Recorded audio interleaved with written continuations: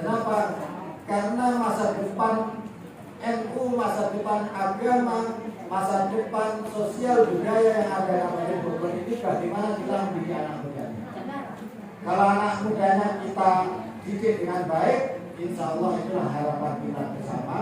Dan semoga kita semuanya dimudahkan mendidik putra-putri kita semuanya. Amin ya Allah. Terutama Sohibul Hitam, anak kita Saudara Muhammad Bagir Hakim. Ya, semoga sudah dihitan, sudah sembuh. Belum, ya semoga sembuh. Ya sekarang sunat sorenya sudah sembuh. Makin baju. Kita banyak dulu, potongnya pakai laser. Dan semoga menjadi putra yang soleh, menjadi ulama yang bisa diikuti oleh umatnya, sebagaimana nama yang disematkan oleh orang tuanya Muhammad Bagir. Sudah ada Muhammad, masih ada Bagirnya, masih Hakim lagi. Ini kayaknya cerita yang sangat lengkap di dunia keislaman. Nabi Muhammad itu juga nabi kita yang kita ikuti. Imam saya Bagir itu cicitnya, putranya Sayyid Ali bin Hasan bin Husain bin Ali menjadi hebat ke sana. Semoga ilmunya bisa ditiru oleh semua umat Islam. Amin. Tentu saya itu kalau minggu pagi sering ngaji tarik tasbih. Setiap ngaji tarik tasbih itu ya pasti ada sesuatu hal yang nggak enak diceritakan, tapi kalau nggak diceritakan itu fakta. Misalnya saat itu pemerintah Muawiyah Abbasiyah bagaimana memojokkan para budak tersebut. Tapi ya sudah, itu zaman dulu. Kalau kita kenang nanti malah sakitnya amat terjadi endang. Kita nikmatin berkahnya. Hari ini umat Islam di belahan dunia manapun banyak dipimpin oleh Buya Rasul. Nah, dan keislaman itu mau negaranya manapun, syahadatnya asal benar, insya Allah diterima. Jadi tidak ada syarat menjadi Islam negaranya negara Islam. Yang menjadi syarat masuk surga itu Islam. Islam itu orangnya. Makanya kita boleh melihat wajah kita ke barat atau ke timur. Kalau memang ada kebenaran, ya boleh diambil. Kata-kata orang Australia, orang Malaysia, orang Amerika, kalau syahadatnya benar, sholatnya benar, puasanya benar, apakah tidak boleh masuk surga? Meskipun konon negaranya bisa dikatakan belum negara muslim. Karena yang menjadi persyaratan itu adalah orang. Nah, dan negara sudah jelas ya ayyuhan nas inna khalaqnakum min dzakarin wa untha wa ja'alnakum syu'uban wa qabaila lita'arafu. Yang namanya bersuku-suku, berbangsa-bangsa itu sudah fitrah sunnatullah yang diciptakan oleh Allah Subhanahu wa taala. Jadi putra putri kita nanti gak usah dilarang kalau mau pindah ke Amerika, siapa tahu jadi imam besar di sana. Putra putri kita ketika cerdas mau berangkat ke Jepang, silakan saja, siapa tahu menjadi bisa mengislamkan orang Jepang sebanyak itu. Apalagi tahun ini konon orang Jepang itu, pemerintah Jepang sangat welcome kepada warga Indonesia, khususnya Indonesia. Ini menjadi kesempatan, termasuk santri-santri saya yang dari Thailand itu. Kebetulan saya memimpin pesantren pada pesantren mahasiswa Nahdlatul Ulama. Banyak santri dari Thailand. Saya bilang, kamu gak usah bercita-cita memerdekakan diri, tapi bagaimana Thailand kalian bimbing, semakin hari semakin banyak yang memeluk Islam. Jadi tidak harus negaranya dulu, Indonesia bisa ditiru. Indonesia ini dulu sama negara Indonesia, tapi dengan kearifan para wali songo membimbing kita semuanya, membimbing para kakek nenek moyang kita akhirnya mereka dengan senang hati masuk Islam, berbondong-bondong dengan senang hati, sampai mau petani mau apa saja silakan datang ke masjid. Makanya yang namanya masjid dulu, kalau nggak tahu ceritanya saya ceritakan, kenapa masjid di depan masjid selalu ada air, apa dibuatin kayak tempat air cuci kaki. Kalau sekarang mungkin nggak perlu lagi, karena dulu warganya petani, nggak pakai sandal, datang ke masjid maka cuci di situ dulu. Nah kalau sekarang sudah bersih, khawatir balik sih masih berjalan. Nggak ada yang dari sawah, jarang sekali. Anak yang kuliah jurusan pertanian itu juga kemungkinan yang mau jadi petani.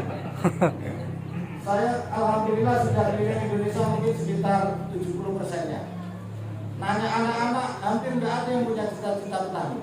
Ini kan sedih. Dan yang mau menjadi petani itu anak santri. Maka Bapak Ibu sekalian, saya kira anak cucu kita bisalah dipondokkan, dididik kepertanian, dan itu bagian dari jihad juga. Bagian dari bagaimana menjaga bumi dan alam, sehingga kita beragama ini kalau ada apa-apa, ada COVID itu ustadznya yang bingung, curhatnya udah terlambat, tapi kan curhat curhatnya udah terlambat. Kalau kemarin malu, kenapa? Kalau tukang Gojek, tukang Grab demo wajar. Tapi kalau ustadz kemudian demo loh, ini ustadz katanya di kedatangan Gusti Allah. Masa beras saja nggak punya? Saking begitunya makanya ustadz ngumpet itu. Jadi ustadz itu kemarin sudah puasa sebelum Ramadan. Karena udah kelewat cerita nggak apa-apa ini biasa. Nah, tapi setidaknya Bapak Ibu sekalian yang kami hormati, karena kalau mengganti suka lupa. Lanjut. Kami suka lupa.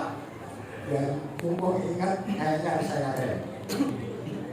Yang pertama, saya lagi mengucapkan Assalamualaikum warahmatullahi wabarakatuh. Mohon maaf lahir batin. Semoga Bapak Ibu sekalian kita semuanya bisa ketemu dengan Ramadan berikutnya. Amin. Dan yang kedua, kita doakan bersama-sama anak kita Muhammad Bakir Hakim, semoga menjadi putra yang soleh, menjadi alim ulama, terus alim ulama. Amin. Dan juga kepada Bapak Ibu sekalian, semoga dimudahkan membimbing putra putri kita semua. Amin. Barangkali itu yang bisa saya sampaikan. Kalau pesan tadi Pak Ustadz Muhammad berpesan mantunya diajak ngaji, besok ini saya buka himpun, tapi disebut pengurus lembaga dakwah PBNU. Saya bocorkan di sini kaderisasi NU yang resmi mulai periode ini itu melalui IPNU, IPBNU, Ansor, maka putra putri Bapak Ibu sekalian wajib untuk dimasukkan di sana. Banyak orang pinter tapi belum tentu bisa mimpin. Kenapa? Karena tidak ikut organisasi.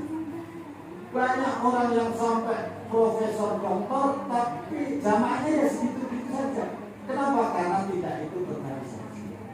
Maka ikut organisasi ini bagian dari wajib. Kenapa saya katakan wajib? Saya hanya mengutip apa yang disampaikan oleh Sayyidina Ali, al-haqqu bina idromin yang dibulkan dari bahwa kebenaran yang tidak terorganisir dengan baik maka akan mudah dikalahkan kemaksiatan yang terstruktur. Jadi orang maksiat itu buat rencana, mau maling itu gambar dulu. Sketsanya dibuat, nanti masuk ke sini larinya ke sana. Maka kalau kebaikan tidak kita buat strukturnya, keorganisasiannya, nanti khawatir kita akan dikalahkan oleh kemaksiatan. Dan yang paling terakhir dan paling viral ini soal LGBT. Jadi LGBT ini bukan tidak ada di tengah kita. Di Bogor, Depok banyak ya. Bogor, Depok, banyak. Dan itu ditularkan karena mereka sadar mereka tidak bisa menurunkan keturunan dan mereka butuh jamaah yang sama, maka itu ditularkan. Penyakit ini bisa menular. Maka sebagai orang NU kalau ketemu yang model begitu memang tidak harus segera digebuki. Caranya ya namanya amar ma'ruf bil ma'ruf, nahi munkar bil ma'ruf. Tetap kita menyampaikan dengan kebaikan, melarangnya juga dengan kebaikan. Inilah tata manajemen yang ada di Ahlussunnah wal Jamaah Ahmadiyah. Untuk mengetahui itu, mau tidak mau, putra putri kita semuanya, saya menyampaikan wajib, kalau meminjam istilahnya Sayyidina Ali, wajib untuk segera dimasukkan ke IPNU, di PPNU, ke Ansor, ke Fatayat. Karena itu bagian dari menjaga keagamaan Ahlussunnah wal Jamaah. Nah, ini yang bisa saya sampaikan pada sore hari ini. Mohon maaf kalau ada kekurangan kehilafan. Maaf minkum. Wallahu muwaffiq ila aqwamit thoriq. Assalamualaikum warahmatullahi wabarakatuh. Waalaikumsalam. warahmatullahi wabarakatuh.